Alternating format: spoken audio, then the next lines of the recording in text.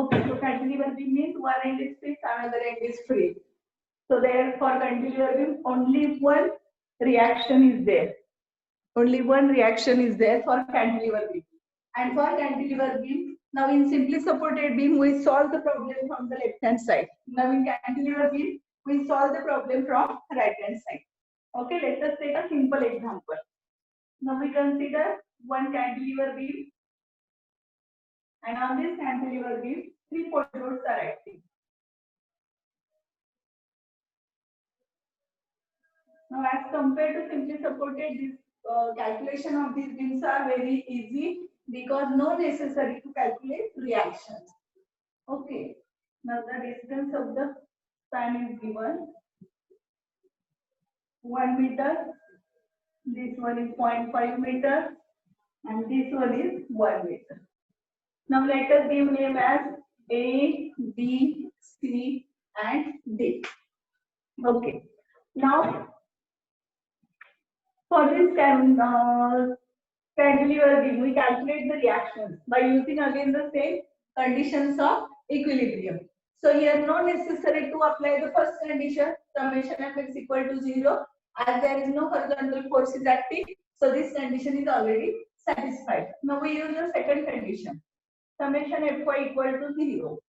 Now the sign convention, upward force plus downward minus. So here only one reaction is there, that is Ra. Because there is no support on the right side, it is a free end. So reaction is Ra. So this Ra is we consider plus as it is going upward. So -1, -2, -3 equal to 0. So Ra equal to 6 kilonewton. So what is the reaction at Ra? 6. म्हणजे जेवढा force वरून act होतोय, total force किती act होतोय 3 + 2 + 1 that is 6. तेवढाच कोण घेतोय आपला सपोर्ट घेतोय that is Ra. So reaction is 6. So no necessary to use the third condition, that is summation Ma equal to 0. We get just Ra equal to 6 kilonewton. Now the second is shear force calculation. Now what is the sign convention for shear force? Left side upward force and right side downwards. When the body moves clockwise, rotate clockwise, we consider positive shear. And when the body rotates anti-clockwise, opposite to this, left side downward, right side upward, negative shear. So here, in simply supported beam, we start from the left side. Now for cantilever, we start from the right side. It is very easy. Simply. आपण काय करतो? Simply सपोर्टेडला left साइडने घेतो, right साइडने कुठूनही घेतलं तरी चालतं. कॅन्टिलिव्हरला सुद्धा left किंवा राइट कुठूनही घेतलं तरी चालतं, पण कॅन्टिलिव्हरला राइट साइडने घेतलेलं कधीही सोपं जातं. राइट साइड म्हणजे कुठून? तर फ्री एंड कडून. So now let us do the shear force calculation. आता नीट पहा, आता आपण इकडून जाणार आहे, म्हणजे आपण साइन कन्व्हेन्शन कुठले वापरणार? तर राइट साइडचे. आता लेफ्ट साइडचे साइन कन्व्हेन्शन पाहायचे पण नाही. Right side downward positive, right side upward negative. Now let us take the section. आता पहिला सेक्शन इथे राईटला येणार आहे, B च्या राईटला. दुसरा सेक्शन B च्या लेफ्टला. So now see here, shear force at right of B equal to 0. इथं सेक्शन घेतोय आपण, इकडून पाहतोय, म्हणजे इथं त्याच्या पलीकडे एकही फोर्स नाहीये. So the shear force calculation is 0. आता आपण जातोय इथे, shear force at left of B. आता पहा, इथून इथे गेलो, आता हा फोर्स आला मध्ये. मग आता हा प्लस घ्यायचा का मायनस घ्यायचा? Right side downward plus. So we take this plus 3 kilonewton. आता आपण कुठे जाणार? इथून ते आपण जाणार आहे डी च्या राईटला. आता पहा, there is no force is acting between these. So this value of shear force remain constant from left of B to right of B. So we directly write shear force at right of D remains same. Now we take the next section as left of D. या D च्या पलीकडे. आता इथपर्यंत calculation झालं आपल्या. That we take 3. आता इथून इथे जाताना हा फोर्स आहे. आता हा फोर्स काय येणार? Right side downward. So plus. So +2. That is 5. आता पुढे सेक्शन घेणार आपण C च्या लेफ्टला. C च्या राईटला. आता पहा, इथून इथे जाईपर्यंत the shear force value remain constant as no other force is acting. So shear force at right of C remains same, that is 5 kilonewton. आता पुढचा सेक्शन घेणार आहे आपण स्विचर लेफ्टला, म्हणजे इथे. आता पहा, इथं कॅल्क्युलेशन झाल्यात आपल्या, दॅट इज 5. आता इथून इथे जाताना हा फोर्स येतोय मध्ये, मग तो काय करणार, right side downward plus. So this answer is 6. आता इथून आपण जाऊया A च्या राईटला. आता शिअर फोर्स व्हॅल्यू सेम राहील का चेंज होईल? It remains same. Why it is remain same? As there is no other forces acting up to here. So this value remains same. And शेवटचं सेक्शन कुठे? तर A च्या लेफ्टला. आता पहा, इथपर्यंतच्या calculation झाल्या, दॅट इज 6. आता आपण इथून इथे जाताना हा फोर्स ऍक्ट होतो आणि ही रिएक्शन आपण काढली होती. ती रिएक्शन किती होती? 6 होती. मग हा आता प्लस करणार का मायनस करणार? आता right side upward, right side upward, so minus करणार. आणि किती reaction? 6. So the answer is 0. म्हणजे आपण जिथून स्टार्ट केलं 0, एंड परत कुठे आलं? 0. Same procedure. Again there are 2 values प्रत्येक पॉइंटला, एक राईटला एक लेफ्टला. Now we draw the diagram. आता डायग्राम काढताना same, extend all these lines. Now take a baseline. Now this name is A, C, D and B. आता जसे व्हॅल्यू आले तसे आपल्याला प्लॉट करायचे. म्हणजे कशा? पहिल्यांदा B च्या राईटला 0, positive value above the baseline, negative value below the baseline. So B च्या राईटला 0, B च्या लेफ्टला 3, सो अपवर्ड 3. आता D च्या राईटला परत 3 आहे, म्हणजे रिमेन सेम. आता D च्या लेफ्टला 5 प्लस 5 म्हणजे वरती गेलो. आता इथे परत प्लस 5, वरती 6, पुन्हा 6 आणि 0. म्हणजे इथून इथे आणि इकडून खाली. First value 0, 3, then 3, 5, then 5, 6 and 6, 0. आता पहा, all these values are plus. Name of the diagram is assembly. Again we can explain this assembly as, see here, when there is a no load between AC, CD and DD, so the shear force diagram is a horizontal straight line. When there is a point load is acting, at which point A, C, there is a sudden change in the vertical line. At C, sudden change in the vertical line. B also and B also. And no force is acting, so the diagram is a horizontal straight line. Simple procedure ने simply supported beam सारखीच आहे. Forces add करत चाललोय. फक्त आपण आता left side न पाहता कुठून पाहतो आहे? राईट साइड ने पाहतो आहे. म्हणून तुम्ही लेफ्ट साइडचे साइन कन्व्हेन्शन्स नाही पाहिले तरी चालतील. आता राईट साइड डाउनवर्ड असेल तर प्लस, राईट साइड अपवर्ड असेल तर minus. So this is your shear force diagram. Now we go for bending moment diagram. So next is the BM calculation. Bending moment calculation. आता bending moment चे sign convention काय आहे? Upward force produces positive moment, which is anywhere on the left side or right side of the section. So this is positive. आणि downward force produces negative moment. Okay, now see here. Again same thing, we go from the right side. So first section we take at B. So shear, bending moment at B. Now what is the value of bending moment? आता इथं section घेतोय आणि right कडून पाहतोय. मग आता ह्या B च्या राईटला किती फोर्स आहे? एकही फोर्स नाहीये. सो द फोर्सच नसेल तर त्याची मोमेंट काय असणार? 0. So what is the important conclusion is bending moment at free end is always 0. Free end ला bending moment किती असतं? 0. Now next we go at D. आता पहा, आता इथं आपण सेक्शन घेतो या D ला. आता राईट साइड कडून पाहतो, पाणी फिगर काढते की B 3 किलोन्यूटन. हा तुमचा D पॉइंट. इथं आहे force 2 kilonewton and this value is 1 meter. आता पहा तुम्ही कुठून पाहताय? राईट साइड कडून. किती फोर्स आहे D च्या राईटला? एकच. हा तिथूनच चाललाय, so it get cancel. So I write bending moment at D. How to calculate bending moment? Force into distance. आता D ला मोमेंट घेतोय. So ह्या force into distance. 3 into 1. आता हे प्लस का मायनस? आता हा force downward आहे.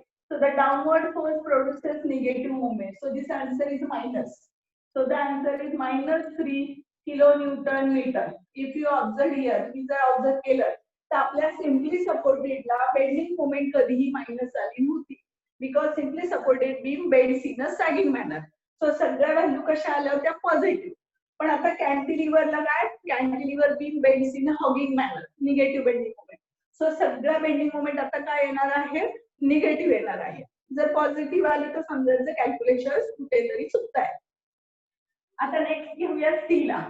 आता मी इथं सी पर्यंतची डायग्राम वाढवते पहा. दिस वन इज युअर सी. हा आहे तुमचा 1 किलोमीटर.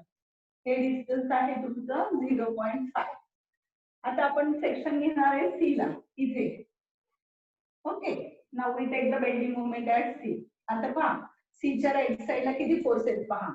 हा 3 किलोन्यूटन, हा 2 किलोन्यूटन, हा येणार नाही. This get cancel because we are taking the section at C point only. So force into distance. हा फोर्स 3 इंटू आता डिस्टन्स पहा या फोर्स पासून सी पर्यंत दॅट इज 1.5. आता ही प्लस का मायनस? आता डाउनवर्ड आहे, right side downward, so negative, so minus moment. Next हा पण डाउनवर्ड आहे, सो मायनस. डाउनवर्ड फोर्स असेल तर तो कुठेही असू दे, राईटला नाही तर लेफ्टला, त्याच्यामुळे मोमेंट कशी मिळणार आहे? निगेटिव्ह. आता हा फोर्स 2 इंटू डिस्टन्स किती पहा इथेपर्यंत 0.5. So what is the answer?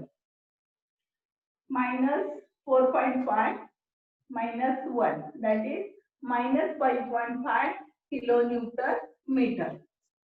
Okay, आता पुढची मोमेंट घेऊयात आपण ए ला.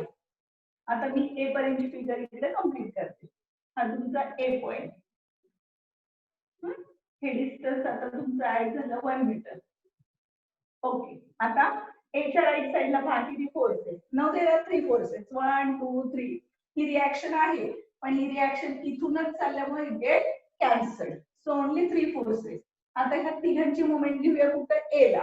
आता हे तिन्ही फोर्स कसे आहेत? Right side downward. So downward force produces negative moment. So let us now calculate moment. Force 3 into आता डिस्टन्स बघा ए पर्यंत किती आहे? 2.5 minus this force 2 into हे distance 1.5. Now this force minus now this distance 1. Now calculate this calculations. Now this answer is 11.5 minus 11.5 kilonewton meter. पहा तुम्ही सगळ्या moment कशा आल्यात पहा? Negative negative negative. So for cantilever beam, this bending moment always minus because bending moment bends in a hugging manner. Now let us draw the diagram. आता जेव्हा diagram काढणार तेव्हा मी आता baseline वरती घेणार आहे. Why? Because we know that all the values are negative, so we plot below the baseline, not above the baseline. So we वरती baseline घेऊ. So A, C, D and B. Now let us plot the value. B ला bending moment किती आहे? 0. D ला bending moment किती आहे? -3. So below the baseline. C ला -5.5 आणि A ला आहे 11.5. So you can observe this values. आता जॉइन करा.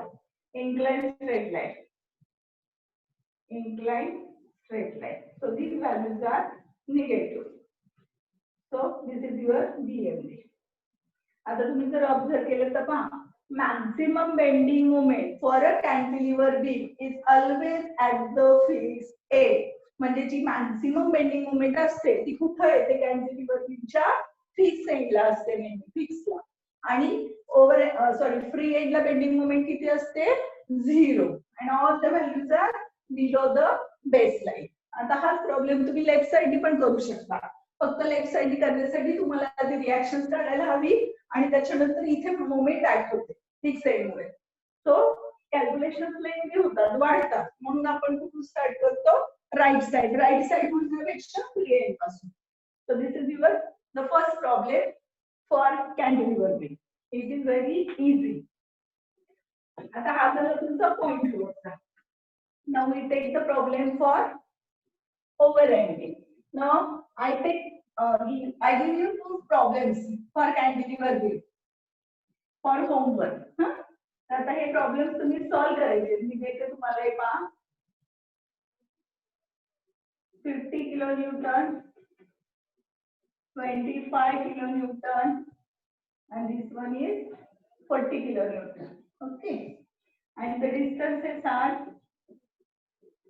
1 meter, 1 meter, 1 meter. Second problem.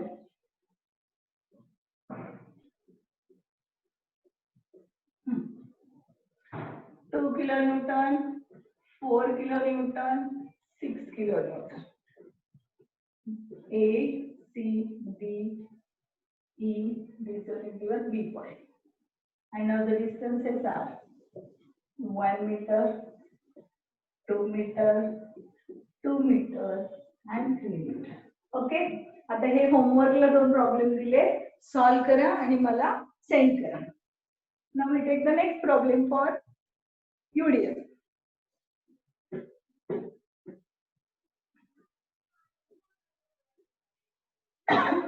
Again we take a simple problem.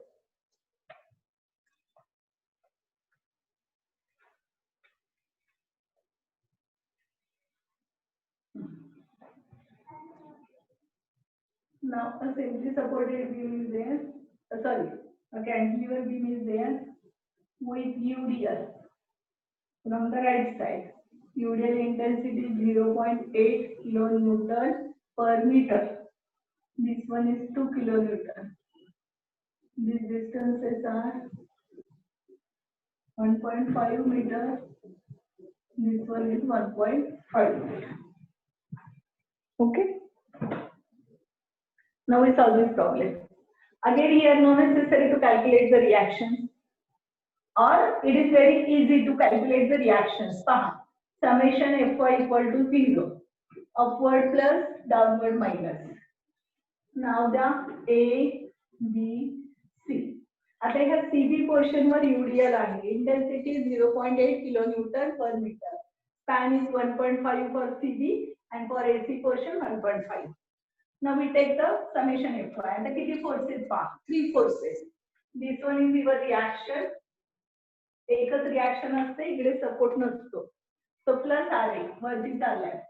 Minus this downward 2. Now this one is also downward, so minus. आता for UDL we always convert into point load. So 0.8 into 1.5.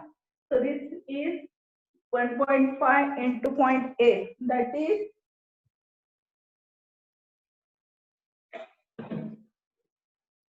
0.8 into 1.5.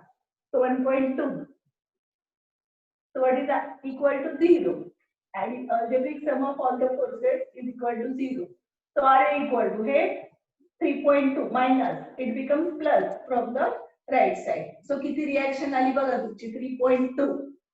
So RA equal to 3.2. म्हणजे वरतून जेवढा force act होतो तेवढाच support करतो खाली. म्हणजे simple आहे रिएक्शन्स काढणं कॅन्टिलीव्हरच्या. फक्त ह्या फोर्सेसची ऍडिशन करायची. 0.8 into 1.5 म्हणजे 1.2 plus 2 म्हणजे 3.2. हा वरून एवढा ऍड झाला. मग तेवढाच आपला सपोर्ट घेतोय. म्हणजे रिएक्शन किती असणार? 3.2. Now the next is shear force calculation. So again for shear force we go from the right side. So what is the sign convention? आता फक्त right side ची sign convention लिहिते.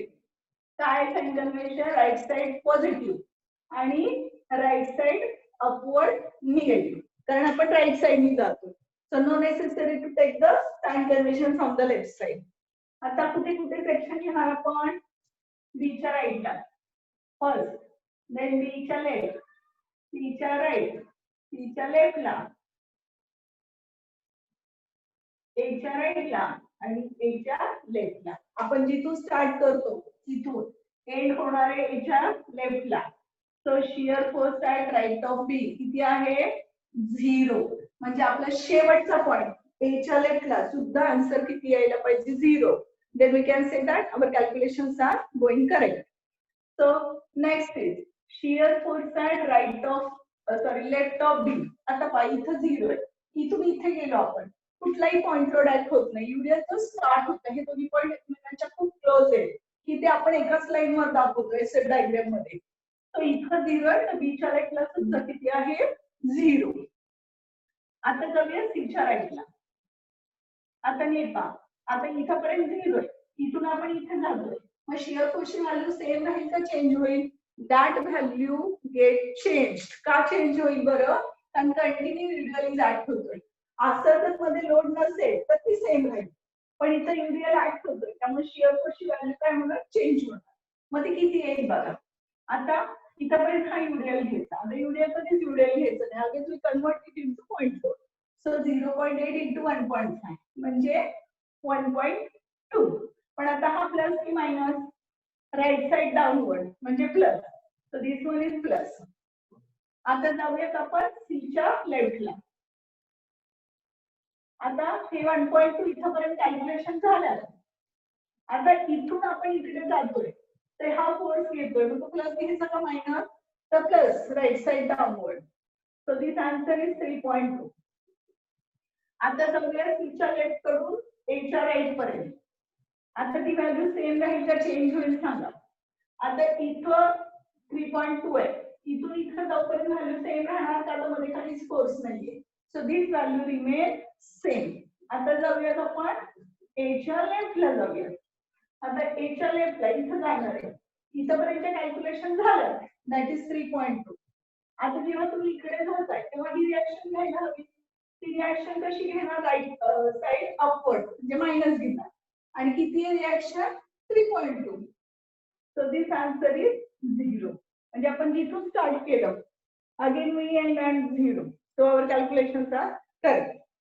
So let us draw the diagram, extend all the points, take baseline A, C, B. आता बीच्या value पहा, कुठून start, जिथं जसं सिरियली काढले तसं प्लॉट करत जायचं. पॉझिटिव्ह व्हॅल्यू बेसलाईनच्या वरती, निगेटिव्ह व्हॅल्यू बेसलाईनच्या खाली. बीच्या राईटला 0, बीच्या लेफ्टला परत 0, म्हणजे हा पॉईंट इथेच राहणार आहे. हे दोन्ही 0 आहे. आता सीच्या राईटला 1.2 म्हणजे वरती गेलो, म्हणजे आता इथून कुठे गेलो? इकडे गेलो आपण. दोन्ही पॉईंट 0 होते, इथून इथं गेलो आपण. आता सीची दुसरी व्हॅल्यू पहा, 3.2 आहे म्हणजे वरती गेलो, म्हणजे इथून वर गेलो. आता एच्या राईटला परत 3.2 आहे म्हणजे सरळ गेलो, आणि एच्या लेफ्टला 0 म्हणजे खाली आलो. बघा आता ही डायग्राम व्यवस्थित एक्सप्लेन होते. कशी होती बघा. एसी पोर्शनला फोर्स आहे का? नाही. मग डायग्राम कशी यायला पाहिजे? हॉरिझॉन्टल लाईन आली आहे का आपली? आली आहे. सी ला पहा पॉइंट लोड आहे म्हणजे sudden change in the vertical line. झालं का आपलं सडन चेंज? झालं. आता पहा सीबी पोर्शनला युडीएल आहे. युडीएल आहे म्हणजे डायग्राम कशी यायला पाहिजे? Incline line. आली आहे का आपली इन्क्लाइन लाईन? आली आहे. त्याच्यानंतर बी ला पहा, इथे फोर्स नाहीच, सो शिअर फोर्स इज 0. ए ला पहा, इथं रिॲक्शन आहे म्हणजे पॉइंट लोड आहे म्हणजे इथं सडन चेंज आहे. So the name of the diagram is SSC. Very simple problem for calculus as compare to simply supported. अगदी सोपे आहे. तुम्हाला कॅल्क्युलेशन सुद्धा पाहिजे गरज नाही, तुमचं तुम्हाला चेक करता येते की आपण केलेलं बरोबर आहे. युडीएल आहे म्हणजे इन्क्लाइन लाईन, फोर्स नाही म्हणजे हॉरिझॉन्टल लाईन, पॉइंट लोड आहे म्हणजे सडन चेंज. करेक्ट.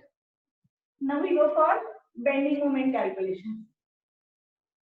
आता बेंडिंग मोमेंटला साइन कन्व्हेन्शन, अपवर्ड फोर्स कुठेही असू दे, लेफ्टला नाही तर राईटला पॉझिटिव्ह मोमेंट देईल, आणि डाऊनवर्ड फोर्स कुठेही असू दे, लेफ्टला नाही तर राईटला, इट प्रोड्युसेस निगेटिव्ह मोमेंट. आता बीला मोमेंट माहिती आपल्याला किती आहे? बीला moment 0 because it is a free end. It is a free end.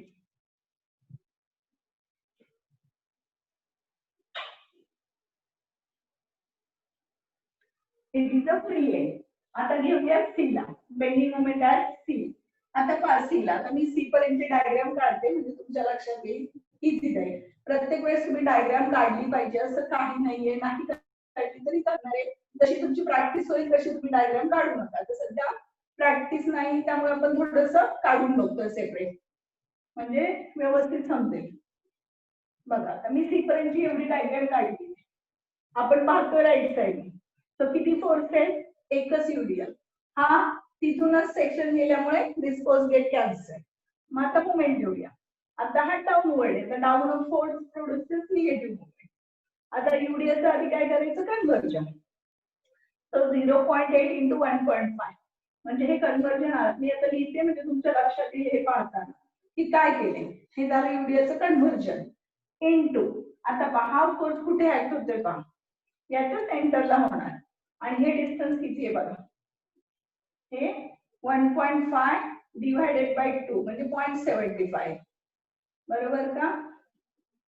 निम्म त्याच्या म्हणजे आपल्याला इथे ऍक्ट झाला तो सेंटरला, इंटू हे distance that is 0.75. and the answer is bending moment at C, that is 0.9 minus 0.9 kilonewton meter. Now we take the bending moment at A. आता A पर्यंतची बीम काढूयात आपण. हा तुमचा A पॉइंट आहे. ओके, हे डिस्टन्स आहे तुमचं 1.5 मीटर म्हणजे ही आजची बीम आहे. मग किती फोर्स आहे त्याच्या राईटला? एक युडिएल आणि एक पॉइंट. मग त्या दोघांची मुवमेंट घेऊया A ला. आता पहिल्यांदा युडिएलची घेऊया. आता युडिएलचं कन्व्हर्जन करा, मायनस डाऊनवर्ड म्हणून 0.8 इंटू 0.5. तर 0.8 इंटू 1.5 हे झालं कन्व्हर्जन. मग तो कुठे ऍक्ट झाला बरं? सेंटरला. म्हणजे इथे सेंटरला तो ऍक्ट होतो. पण या सेंटर पासून ए पर्यंत डिस्टन्स, या सेंटर पासून ए पर्यंत डिस्टन्स किती आहे बघा, हे 1.5 आणि हे plus 0.75. So this distance is plus 1.5 and this distance is 2.25. आता पुढची मोमेंट याची force into distance, so -2 into 1.5. So the answer is, the calculations are -5.7. दोन्ही मोमेंट कशा आल्या? निगेटिव्ह. कॅन्टिलिव्हरला नेहमी मोमेंट कशा येतात? Negative. Now let us draw the diagram. आता मी बेसलाईन वरती काढणार आहे कारण मला माहिती आहे की डायग्राम कशी असणार आहे बेसलाईनच्या खाली. So A C B. B ला value 0, bending moment at B is 0 due to free end. C ला बघा किती आहे? 0.9 मायनस बेसलाईनच्या खाली. आणि A ला आहे 5.7. A ला आहे 5.7. नाउ हाऊ टू जज? आता जिथे युडिएल आहे तिथं ती हॉगिंग कर्व येणार आहे. This curve is like this, hogging curve. आणि हा राहिलेला portion inclined straight line. So the values are negative. So the diagram is BMT. सगळ्यात जास्त मोमेंट कुठे आली? A ला म्हणजे फिक्स एंडला. सो फिक्स कॅन्टिलिव्हर बीमला सगळ्यात जास्त मोमेंट कुठे असते? फिक्स एंडला. फ्री एंडला किती असते? 0 असते. तुम्ही जर ही डायग्राम पाहिली तर तुम्हाला कळेल ही बीम कॅन्टिलिव्हर आहे. का कळेल?